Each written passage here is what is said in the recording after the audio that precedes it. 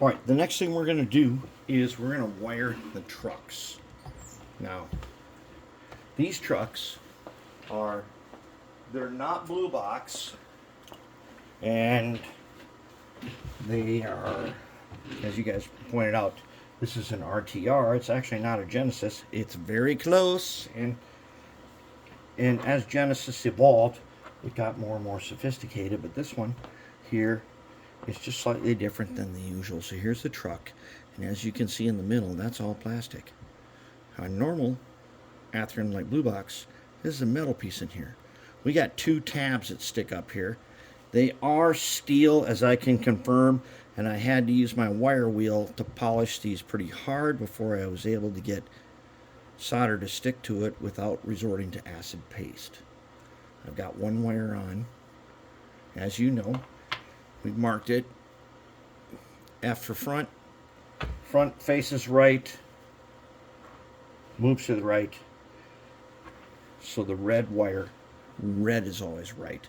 So over here on the track, here's the red rail, here's the black rail. That's the standard that we build these so that they operate in the way that they're supposed to operate. All right, so I already got, okay, this rail on here is way, way long. Now, what we got here, I'm going to do the black wire. All right, so we're going to use the silicone Strive Day 32 AWG. We're going to pinch it and pull.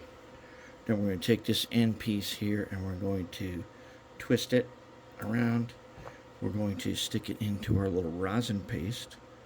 Rosin for electrical. Remember, rosin, when you use rosin paste, you don't have to clean it off if you don't want to. You can, but you don't have to. Then we're going to stick our soldering iron, which is already tinned up and ready to roll. And we've already got on here, we've already tinned this on here so that we can do this and put our wire right there. Oh yeah, it is steel, all right. But we want to get a nice, good. That's pretty good. All right, let's take our brush. Save them for a minute. Now, here we go. We got our wires soldered on. Nice and strong. I can feel them. They're nice and strong. Okay, you don't need this much wire. What we do need, though, is to put this guy into place. And we're going to take these two wires here, and we're going to do a little bit of threading. We're going to bring them up right through there. And then we're going to set this hole down onto our trucks so that we end up looking like that. Just like that. Alright, now what we have to do is we're going to take the worm gear, which we have already. Okay, as you can see now here on the worm, I have the red lithium, and that's all you need, just that little tiny brush. What we're going to do is, usually I use a blade for this, but I'm going to take my little dropper here, and I'm going to put the tiniest of dots of air tool oil here and right touching on there. That's all you need. We don't want it to spread, and we don't need that much. But air tool oil has the special property of its anti-corrosion, and it doesn't wear out. So now we take the drive shaft, which is a hex guy, and we put him in to the hex slot like that. And then we're going to put on the worm gear, grab onto the end of that shaft, and then we're going to drop this guy down into a spot just like that. And then we're going to snap his cover on, just like the old school Athearn. Snap his cover on. Did we get him? Indeed we did. Now here's the next part.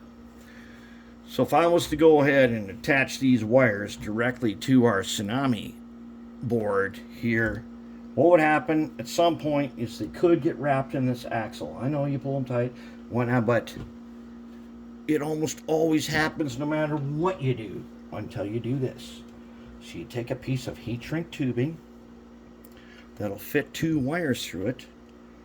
You just, and we're not going to shrink it. Nope, we're just going to leave it. Now, is it too long or is it long enough? Whatever it is. Ooh, it's a little bit on the long side, but we don't got anything else in here to worry about. We're just going to keep it as it is. All right, so now we're going to stretch these guys out. And then we're going to take our cutter. All right. And, okay, that guy's too long. I take that back. He's just too long. Let's just trim about a tiny bit off the end. He doesn't need to be that long. He's pretty long. And we could probably make that work and probably be okay. But we're going to go ahead and make him just a bit shorter. I'm going to sit down a little farther.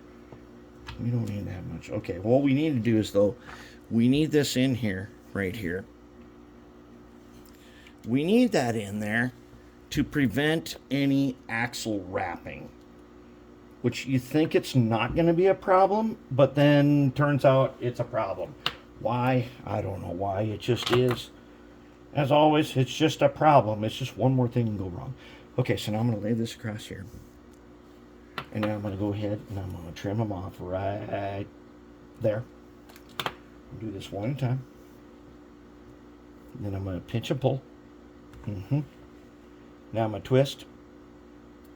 Then I'm going to take some rosin. Get them on there like that. Then I'm going to take my soldering pencil. Let's get them up and running. And we'll take a little bit, tiny bit of solder. And then we're going to tin him. Okay, he's tinned. Now we're going to take him again, and we're going to stick him in the end of this little cup here and get some more rosin on him. And then we're going to take our these nice angled tweezers are really nice. They came with the hot air station. I'm going to grab him right there. Even though I got some flux on this pad here, I'm going to go ahead and I'm going to drop him down just like that. Oh! That's nice. And he's on it just right. Okay, so now let's take the other guy. Let's take our other guy here. And let's just go ahead and trim him off about right there. Like that. The same thing. We're going to pinch and pull. And then we're going to twist, twist, twist. And we'll get them twisted up nice. The stranded wire. This silicone Strive Day from Amazon. I love this stuff because it's so easy to strip wire just by pinching it and pulling it. Also, because it's silicone, it doesn't melt back when you're trying to solder on it. Stays where you put it. You don't have to melt it back and calculate for extra long wires and stuff. You can just use it. And then what we can do is we should just a little tiny bit, just in case. Even though I already did this on our solder pad, I'm going to take my guy, grab him from the backhand, bring him over here, just like that.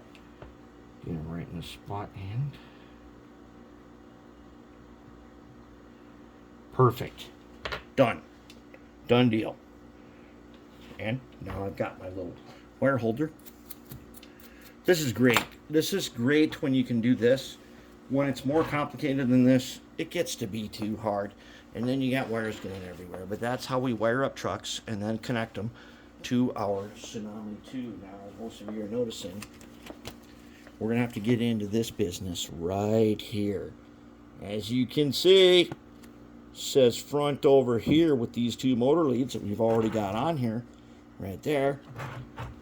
That is wrong. They keep printing these instructions the wrong way. We got to do something about that, which we will. The correct way is red is always right, and red is always on the right side as you're facing forward with our F going that way, and we like the motor connectors over here. And that's the way we like it. Not a problem. We can handle it. So there you go. Truck's wired up. Nice and neat and clean and ready to roll.